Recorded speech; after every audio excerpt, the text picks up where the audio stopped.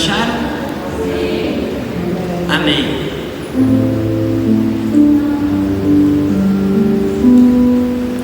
Que diz assim, versículo 13 ao 17.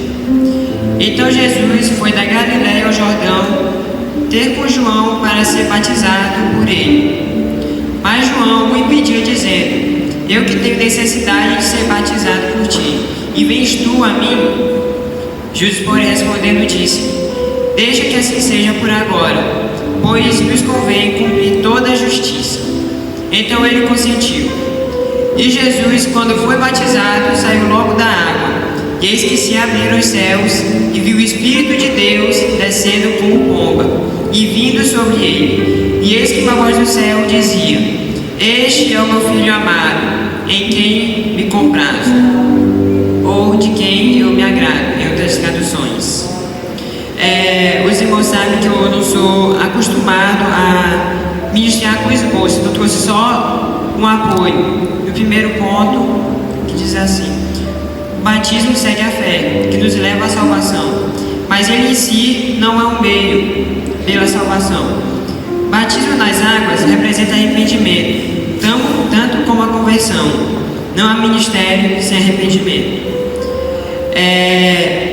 Jesus, no começo de seu ministério, foi batizado nas águas. Ele não tinha pecado, ele era puro, mas ele foi batizado. Pois todos que iniciam o ministério têm que passar por essa etapa, que é o batismo nas águas e o batismo pelo Espírito Santo. O batismo nas águas, que representa o arrependimento, e o Espírito Santo para dar ousadia. E Jesus, após ser batizado nas águas, recebeu logo o batismo pelo Espírito Santo. Aí os irmãos perguntam: por que Jesus, sendo puro e não tendo pecado, por que ele se batizou nas águas? Como já disse, para o início de seu ministério.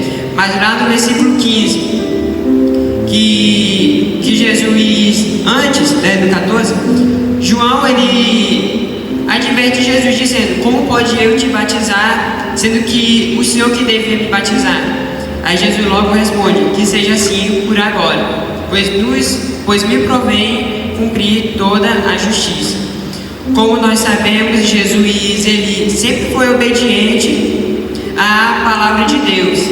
As crianças judias, desde pequenas, elas são criadas estudando a Torá inteira, como as testemunhas de Jeová também são criadas. Vivem ali estudando a Bíblia e já crescem ali acostumada ali bater de porta em porta e falando de Jesus. E Jesus não foi diferente. Ele era galileu, logo era judeu também, né? E ele passou por essa etapa de estudar a Torá inteira. Tanto que com 12 anos ele estava ali conversando com os mestres da lei. Ele estudava a palavra e cumpria toda a justiça ali, tudo aquilo que estava escrito na palavra, e cumpria todos os ensinamentos dos profetas. E como nós sabemos, João Batista foi um dos grandes profetas. E então, logo uma ordem que ele opôs, que foi a de se batizar nas águas, Jesus logo cumpriria também. Também para nos dar um exemplo. Imagina nos dias de hoje, a pessoa: eu não vou me batizar, porque Jesus não se batizou. A desculpa que a maioria das pessoas usam é: porque era Jesus, porque era Jesus, porque era Jesus, sendo que Jesus foi humano, carne e osso, igual a gente. Então, é isso, não há ministério sem arrependimento, tanto da conversão quanto para o batismo. O batismo nas águas representa o arrependimento, pois a água leva o pecado.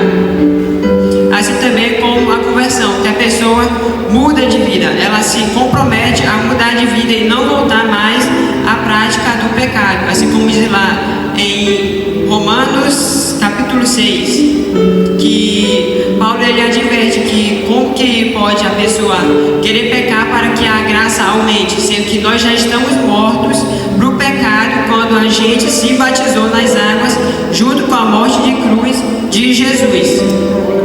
Logo, o batismo nas águas representa esse arrependimento. Por isso que 16, ele diz: ide por todo mundo, pregar o evangelho a toda criatura. Quem crer e for batizado será salvo, quem não crer será condenado. Segundo ponto, após Jesus iniciar seu ministério, ele foi provado. Não precisa folhear muito a Bíblia, é logo no capítulo 4, versículo 1 ao 11. Amém. Que diz assim: então Jesus foi conduzido pelo Espírito ao deserto, para ser tentado pelo diabo.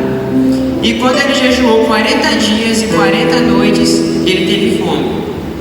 E quando veio a ele o tentador, disse: se tu és o Filho de Deus, ordena que essas pedras sejam feitas pães. Mas ele respondendo disse: está escrito, nem só de pão viverá o homem, mas de toda palavra que procede da boca de Deus. Então o diabo levou a cidade santa e o colocou sobre o pináculo do templo e disse: se tu és o Filho de Deus, lança-te daqui de baixo até lá embaixo, porque está escrito: ele dará ordens aos seus anjos a teu respeito, e em suas mãos te sustentarão, para que nunca tropeces com teu pé em qualquer pedra. Disse-lhe Jesus: também está escrito: não tentarás o Senhor teu Deus. Novamente, o diabo o levou ao monte altíssimo e lhe mostrou todos os reinos do mundo e a sua glória, e disse: todas essas coisas eu te darei, se prostrando e me adorares. Então disse-lhe Jesus: vai-te, Satanás, porque está escrito: tu adorarás ao Senhor teu Deus, e só a ele servirás. Então o diabo o deixou, e eis que chegaram anjos e o serviram. Esse segundo ponto quero dar em específico a provação e a tentação. Como nós sabemos, lá em Apocalipse capítulo 12, versículo 12, o diabo está ao nosso derredor e rugindo como um leão para tentar nos tragar, só esperando uma brecha e nos tentando, esperando para que a gente caia. Deus, quando separa alguém para um ministério, ele prova. E ele permite também as tentações, mas não há tentação que ele mande sem que a gente não possa escapar. Lá em 1 Coríntios capítulo 10, versículo 13. E Jesus foi tentado. Muitos dizem: Jesus era Deus homem, claro que ele não ia cair em tentação. Mas como nós sabemos, ele estava 40 dias de jejum, 40 dias sem comer e sem beber água. Se for pesquisar mais a fundo, nós iremos ver que ele também ficou sem beber água e sem se alimentar. E logo, qual foi a primeira coisa que Satanás veio dizendo para ele? Transforma essas pedras em pão. Mas ele veio e respondeu: nem só de pão viverá o homem, mas de toda a palavra da boca de Deus. E como nós sabemos, uma das etapas do jejum, além de ficar sem se alimentar, é se alimentar da palavra de Deus. É meio que trocar uma alimentação pela outra. É uma coisa que eu preste atenção lendo esse versículo, que ele falou que nem só de pão viverá o homem, mas de toda a palavra da boca de Deus. Jesus foi tentado. Satanás tenta atrapalhar o propósito, mas Deus dá força, igualmente dá força na prova. Deus, ele prova, Satanás tenta. Qual a diferença? A tentação vem para derrubar, para acabar. Igual o diabo veio para tentar atrapalhar o propósito e atrapalhar o ministério de Jesus. Já Deus, ele traz as provas, mas é para nos fortalecer e nos dar experiência, e para ver se nós merecemos mesmo este ministério. E Jesus dando-nos esse exemplo, passando pelas tentações. E como nós sabemos, nem tudo é da vontade de Deus, mas tudo é da permissão de Deus. Assim como o diabo pediu permissão para Deus para tentar Jó, ele também pede diariamente para tentar contra nós. Mas como eu já disse anteriormente, não há tentação que Deus permita que a gente não possa superar. Agora, no mesmo capítulo 4, mais à frente, versículo 18 ao 22.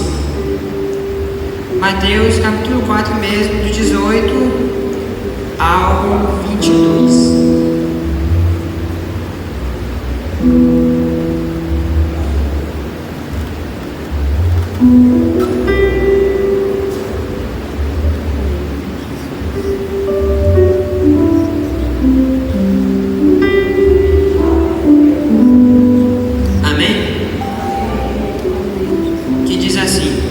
E Jesus, caminhando junto ao mar da Galileia, viu dois irmãos, Simão, chamado Pedro, e seu irmão André, que lançavam uma rede ao mar, pois eles eram pescadores.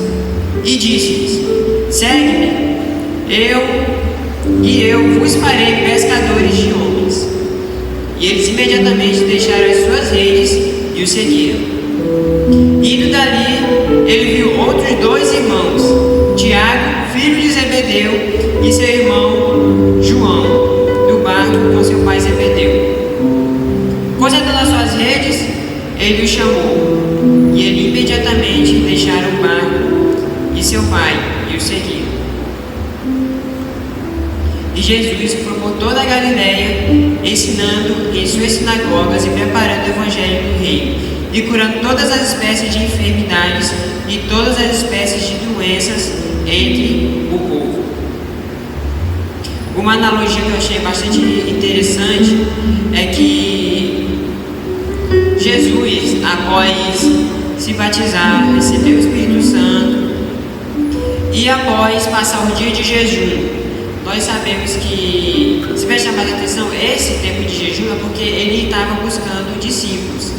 E a falha de muitas pessoas é não entregar o seu sonho a Deus ou outras coisas a Deus. E como nós vemos, Jesus, ele jejuou e após terminar o jejum, ele escolheu os seus discípulos. Ou seja, ele não escolheu qualquer um. Ele sabia já quem ele iria escolher. E uma coisa interessante sobre a obediência. Ele chamou Tiago, Pedro, Tiago, João André, Pedro, João e Tiago. E o que foi que eles fizeram? Eles não hesitaram, foram logo. Abandonaram o seu pai, abandonaram o barco. Agora, uma coisa muito interessante: eles abandonaram suas vidas de pescadores, abandonaram a sua vida antiga e foram seguir Jesus. Como Jesus diz lá em Lucas, capítulo 9, versículo 23, que quem quiser acompanhar ele, pegue sua cruz e siga. E foi exatamente isso que eles fizeram. Assim, quando eles ouviram a voz de Jesus, eles não hesitaram e deixaram Jesus como sua prioridade. Pode ser que eles não conhecessem ele, mas eles tiveram discernimento e foram atrás de Jesus e abandonaram as suas vidas e deixaram de ser pescadores de peixe para ser pescadores de homens.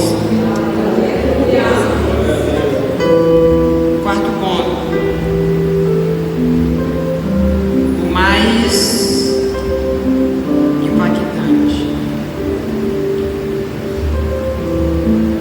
Eu, quando orava para Deus pedindo uma palavra, ele falava essencialmente sobre esse quarto ponto.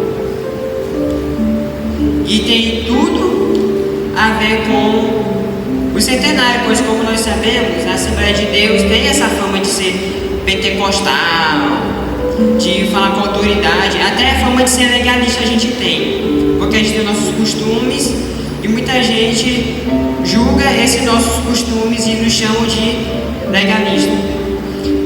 Lá em Atos, capítulo 1, versículo 1 ao versículo 5. Atos capítulo 1, do versículo 1 ao 5.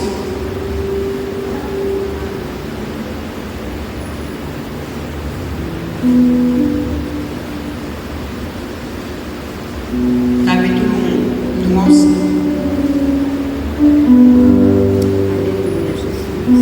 Amém? Que diz assim: primeiro tratado diz: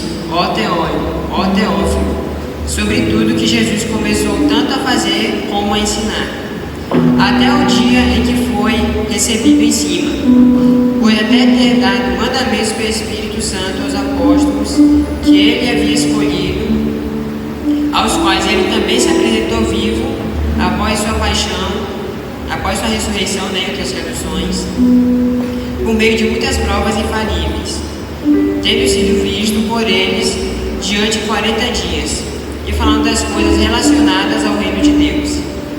E tendo se reunido com eles, ordenou-lhes que não partissem de Jerusalém, mas que esperassem a promessa do Pai, que disse ele: de mim ouvistes, porque João verdadeiramente batizou com água, mas vós sereis batizados com o Espírito Santo dentro de poucos dias.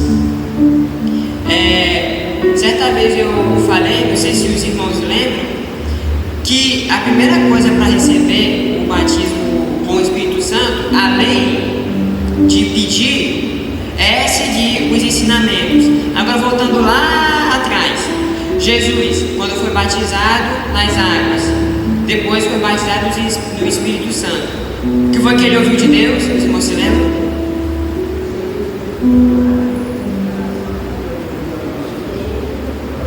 Exatamente, esse filho que tanto me agrada. Voltando mais uma outra coisa, quando Jesus foi se batizar, João advertiu ele, mas ele respondeu que seja assim por agora, para que se cumpra toda a justiça. Ele, desde cedo, como eu disse, estudava, ou seja, ele seguia os ensinamentos, ele seguia os mandamentos. E esse tipo de cristão agrada a Deus. E agora a gente vê que Jesus, antes de prometer o Espírito Santo, ele deu que aos discípulos os mandamentos, os ensinamentos. Porque não pode receber o Espírito Santo quem não é temente, quem não segue os ensinamentos. E Jesus, quando recebeu o Espírito Santo, era exatamente isso que ele fazia e isso que ele sempre fez. Por isso que antes de prometer o Espírito Santo para nós, ele deu os ensinamentos aos apóstolos. Porque não adianta a pessoa pedir o Espírito Santo e não ser temente aos mandamentos e aos ensinamentos de Jesus Cristo. O Espírito Santo, batido nas águas, como eu disse, é para arrependimento. Espírito Santo para poder e ousadia. Não tem como a pessoa começar um ministério sem o Espírito Santo. Jesus, antes de começar seu ministério, ele recebeu o Espírito Santo.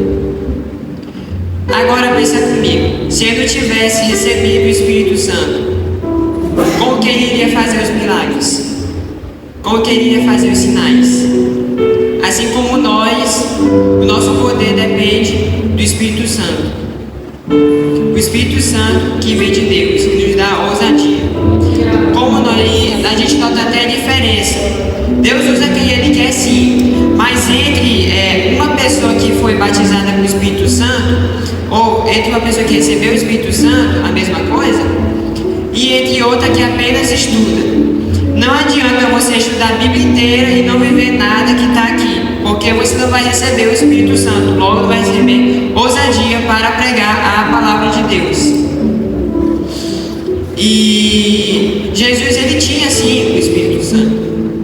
Antes da promessa que ele iria trazer o Espírito Santo, só quem tinha o Espírito Santo eram os sacerdotes ungidos e honrados, eles eram privilegiados com o Espírito Santo. Nem todos tinham essa liberdade de ter o Espírito Santo. Depois que Jesus veio, ele prometeu, porque ele ia e não ia nos deixar órfãos.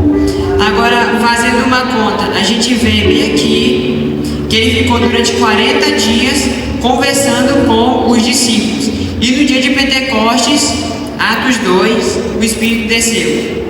10 dias de espera, 10 dias de oração. Só recebe o Espírito quem pede e vive em oração.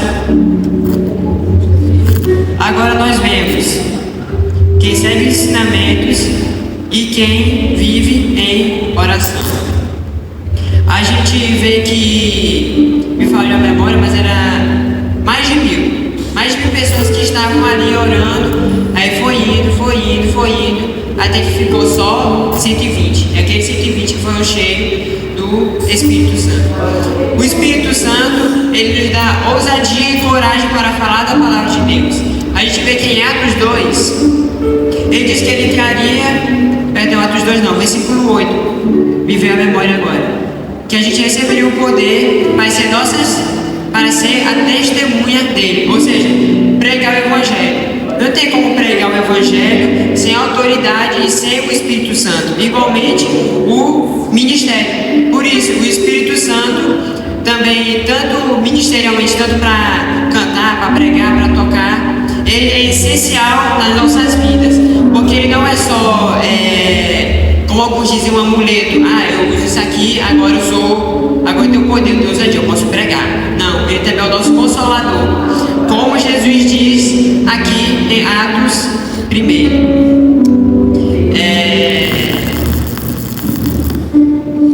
Glória a Deus. O Espírito Santo, ele é uma pessoa, como uma certa pessoa já me ensinou.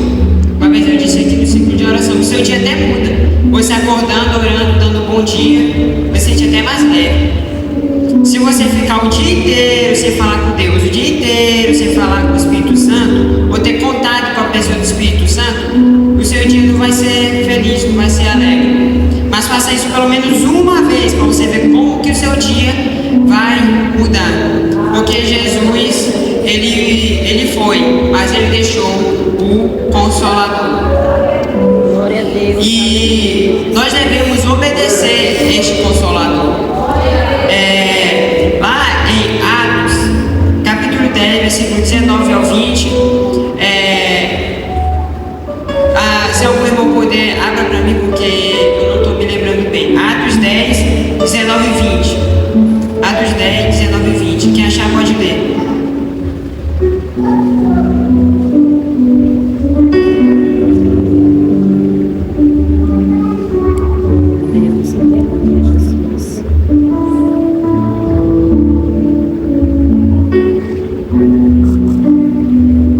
Atos 10, 19 e 20.